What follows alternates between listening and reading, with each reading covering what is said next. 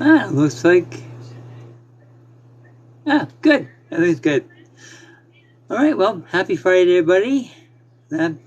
Hope this stream finds you well. And today's topic is something that I've done before in the past, I think, and that is, that for any paranormal investigation team, okay, they'll know what I'm talking about. Okay, it's learning from skeptics. In other words, people that know about the paranormal, they know about supernatural, they know about anything spiritual, they have knowledge of it, but they don't believe in it. Which is fine. Like everybody's entitled to their own opinions, their own ideas, their own religions, whatever. That's fine. And then I love skeptics. And the reason why I say that is because you can learn so much from them. Especially some teams that I know of, that when they go to a haunted location or whatever, that they do not use spiritual tools. They don't employ mediums or anything like that. They don't do anything spiritual. Okay, it's completely scientific. Okay, so they have a huge debunking list for everything they see, hear, everything that's moved, every sound, just about everything they experience. Okay, they try to debunk, and that, which is good. I do the same, and that. But one guy, he's actually a parapsychologist, and he actually experienced something he couldn't explain. Okay, I think his name was Jason Carl, Most Haunted. And someone on the team said, "Okay, you cannot explain what you just witnessed. Would you say that it's paranormal? Is it supernatural?" And Yurikin, hi, hey, how are you? And they asked him if it was supernatural or paranormal. All they could get out of him was, it's unexplained, or cannot be explained. That's all that he would say. We talking ghost stories? It's more of the debunking part. Like when you go out to a location, before you say, "Oh, a ghost or a spirit's doing all the activity," you go to the scientific part.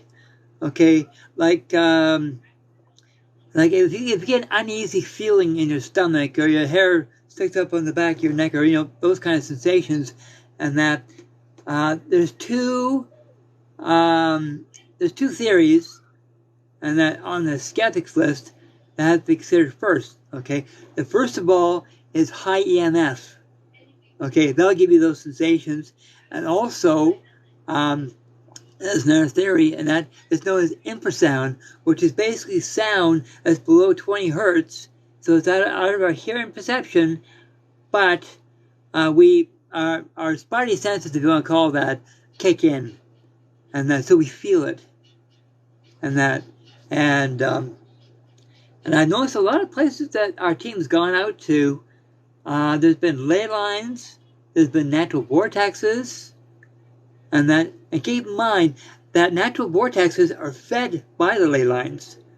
So high EMF, the infrasound off the charts, that'll give you those uneasy feelings. Okay.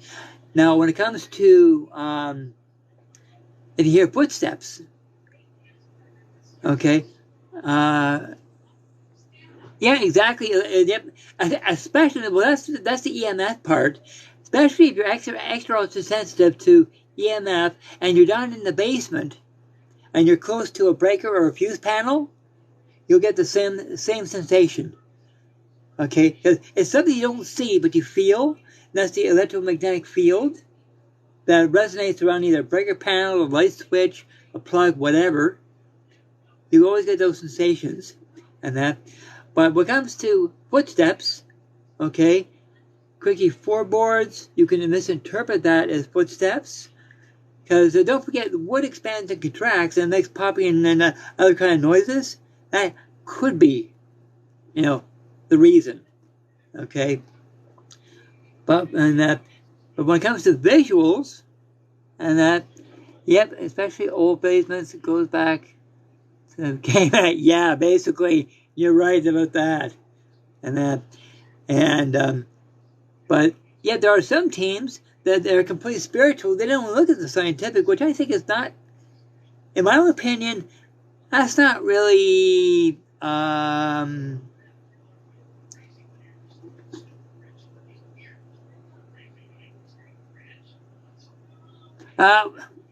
on 1 second. Straight Hooter. If you come on the stream to make a fool of yourself, well, that ain't happening.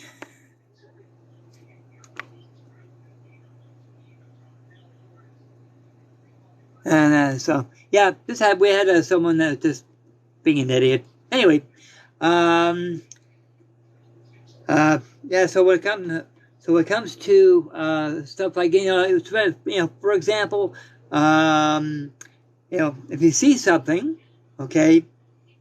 Well, this is the skeptic's point of view. Okay, it's known as pareidolia. In other words, you see something there, but it's not really there, so your mind tries to make sense of it. Okay, and you think, oh, I just saw a face in the window, but I'm the only one that sees it.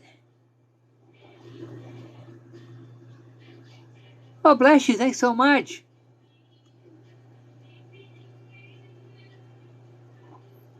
Yeah, that'd be great. Yeah, I'm still learning the TikTok, so eventually I'll learn all these bells and whistles. But yeah, actually that'd be amazing. Yeah, thanks so much for your offer. And because I do need a bit of a security team. But yeah, when it comes to the idea of pareidolia, okay, basically what that is, and that is when you see something, okay, moderator, oh, okay, and hold on.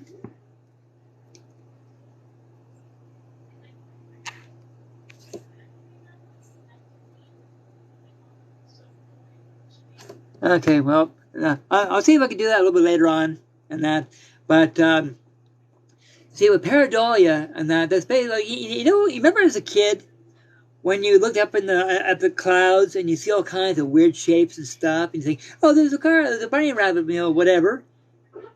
And, sorry. Hi, Julian Glass. Okay, great. Greetings, Julian Glass. Yeah, I got your message. You don't have to keep putting it in again and again.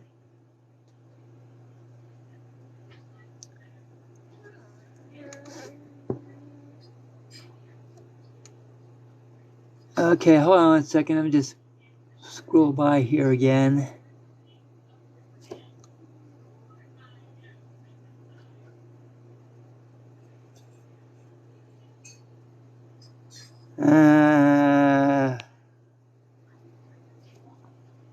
Like I said, I'm still learning these things, so you gotta bear with me. But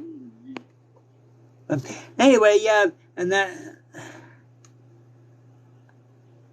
Jeff Drake, another troll.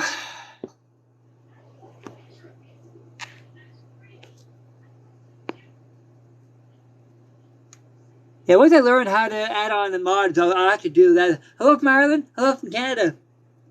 And so, like I said, no, I'm not being rude. They're being rude to me.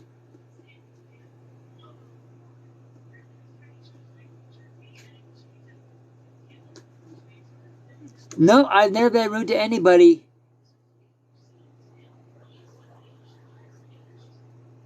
Sorry. Sorry, Sorry, I'm sorry, Tina. Sorry, Tina. I misinterpreted. Yeah, there's a lot of idiots on TikTok. Sorry, I misinterpreted. And we'll go through a heat wave. Happy birthday! Shout out to Jelly. Okay, happy birthday, Jelly. Yeah, no, I know I'm not rude. And so, okay, I misinterpreted your message, Tina. Sorry. And that we'll go through a heat wave, and I have blood pressure issues. But anyway, when it comes to well, so are you. Oh God, about 15, 20 years ago, I didn't really understand it, and that I always thought there was something weird about me.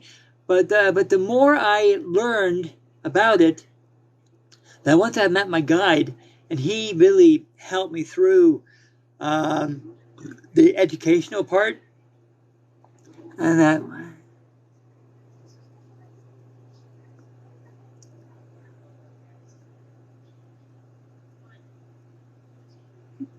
Where's your tinfoil hat? Where's your tinfoil hat? I don't know. Where's yours? And that, anyway, so I don't get off topic again. I apologize for that. When you see stuff up in the clouds, and you see Brian Robinson cars or whatever, like you look up at the sky, and you look at the clouds and stuff, and you do a flip first, and that. That's known as pareidolia. In other words, it's not something that is actually up there, but it's actually something that's in your mind. Okay, well, it's the same thing. If you see a face in a window, and oh, you see it, okay, yeah, ignore the comments. I'm believe it or not,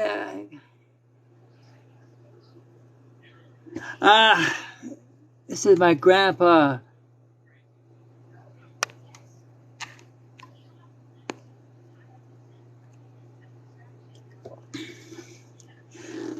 You're in USA? Mississauga, Ontario, Canada. And that.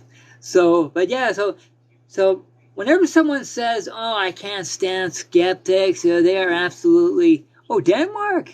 Beautiful. Hello from Canada. Yeah, for those who say, oh, I can't stand skeptics, they know nothing about ghosts and that.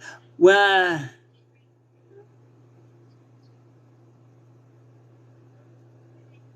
what?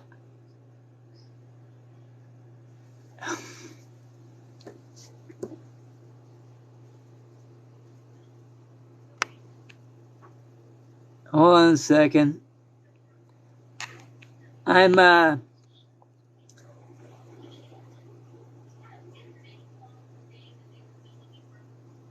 hey, glasses? Well, tell you what, how about saying Brian instead of glasses? That's more respectful, okay? And that,